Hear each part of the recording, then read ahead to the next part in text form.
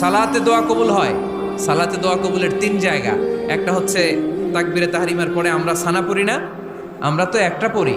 আল্লাহর হাবিব সুন্নাহ এবং নফল নামাজে আরো পড়তেন সানা, ওই দোয়া কবুল হয়। 2 নম্বর জায়গা সালাতে সেজদায় পড়ে দোয়া করলে কবুল হয়। আকরাবু মা ইয়াকুনুল আবদু মির রাব্বিহি ওয়া হুয়া সাজিদ ফাকসিরু ফীহি দুআ।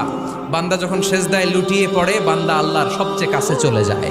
কিন্তু বিশ্বনবী বলে, সেজদাটা তোমার রবের কুদরতি পায়ের উপরে পড়েছে। সেজদায় পড়ে দোয়া করেন।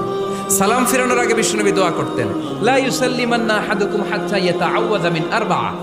আল্লাহর হাবিব বললেন, 4 জিনিস থেকে পানাহ না আছে আমার কোন উম্মত যেন সালাম না ফিরায়। তারা যেন পড়ে, আল্লাহুম্মা ইন্নী আউযু বিকা মিন আযাবিল কবর, আউযু বিকা মিন আযাবি জাহান্নাম, আউযু বিকা মিন ফিতনাতিল মাহইয়া ওয়াল মামাত, আউযু বিকা মিন ফিতনাতিল মাসিহিদ দাজ্জাল।